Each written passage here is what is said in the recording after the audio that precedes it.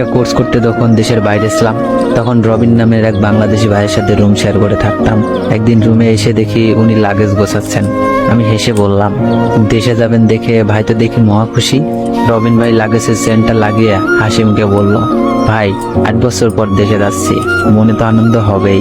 ছোট বোনটাকে এতটুকু দেখে এসেছিলাম, আর এখন তারই বিয়ে হয়ে যাচ্ছে।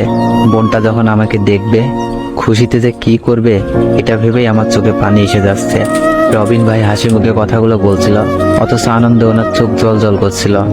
এমন সময় রবিন ভাইয়ের বাবা ফোনে ওনার কাছে জানতে চাইল, কি রে, শুনলাম তুই নাকি দেশে আসবি।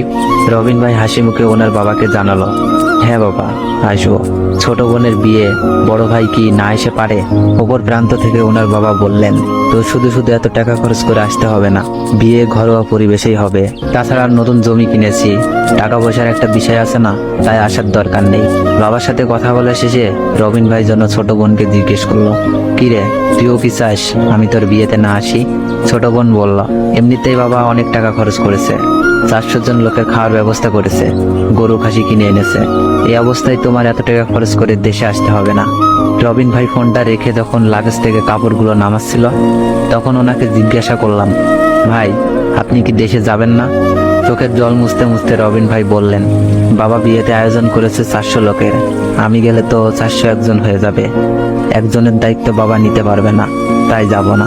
সেদিন নিজ চোখে একজন প্রবাসীর কষ্ট দেখেছিলাম একজন প্রবাসীর সাথে তারই কাছের মানুষগুলো কেমন নির্মম আচরণ করে।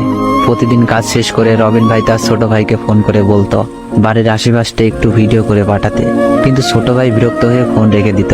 অথচ সেই ছোট ভাইকে কয়েকদিন আগেই রবিন ভাই বাইক কেনার টাকা পাঠিয়েছে। আমি যখন নতুন আইফোন কিনলাম, তখন উনি আইফোন হাতে নিয়ে বললেন, এইটাই আইফোন যার জন্য মানুষ এত পাগল? আমি বললাম, আপনিও তো একটা আইফোন কিনতে পারেন, কি একটা ফোন ব্যবহার করেন যা অর্ধেক ভাঙা। উনি হেসে বললেন, কিনবো একটা আইফোন ছোট বোনের জামাইয়ের জন্য।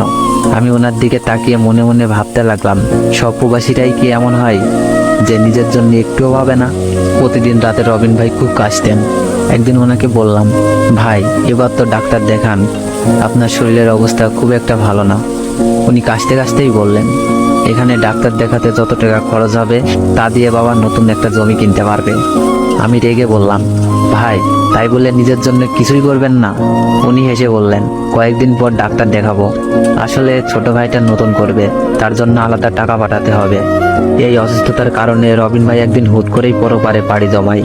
ফোনে বাবাকে বিষয়টা জানালাম, তখন উনি খুবই কান্না করছিলেন। কিন্তু যখন বললাম আমি লাশ পাঠানোর ব্যবস্থা করছি, কিন্তু লাশ দেশে পাঠাতে হলে 2.5 লাখ টাকার মতো লাগবে, আপনারা টাকার ব্যবস্থা করুন। তখন ওনার গলার স্বর যেন পাল্টে গেল। উনি আমতা আমতা করে বললেন, এত টাকা? যে ছেলে জীবিত থাকতেই দেশে আসতে পারলো না, তার লাশ দেশে এনে কি করব? তোমরা ওখানেই কিছু একটা ব্যবস্থা করে ফেলো। সেইবারের মতো ভিডিও কলে আমার ছেলের মুখটা একটু দেখাও। আমার তখন ইচ্ছা করছিল ওনার মুখে থুতু মারি, যে কিনা নিজের সন্তানকে টাকা বানানোর মেশিন ছাড়ার কিছুই ভাবতো না। ছোট ভাইকে ফোনে যখন বললাম, তোমার ভাই তো তোমার জন্য কত কিছু করেছে, তুমি না হয় একটু লাশটা নিয়ে যাওয়ার ব্যবস্থা করো। ছোট ভাই তখন উত্তর দিল, ভাই নাকি তার জন্য কোনো কিছুই করেনি। এরকম উত্তর ছোট বোনও দিল। অথচ এই ভাই বোনের সকল সকাল্লাদ বড় ভাই বিদেশে কামলা খেটে পূরণ করেছে, তাই নাকি তার জন্য কোনো কিছুই করেনি। চোখের সামনে একটা লাশ পড়ে আছে, অথচ আমার মনে হচ্ছে এটা কোনো মানুষের লাশ নয়, এটা একটা টাকা কামানোর মেশিন, যেটা এখন অচল হয়ে গেছে। অনেক প্রবাসী আছেন যারা বছরের পর বছর দেশের বাইরে কাটানোর পরেও তাদের পরিবার চায় না মানুষটা দেশে ফিরে আসুক। একসময় যে মানুষটা অমানবিক পরিশ্রম করতে করতে মারা গেলেও মৃতদেহটা পরিবারের দেশে আনতেও চায় না, টাকা খরচ হবে বলে।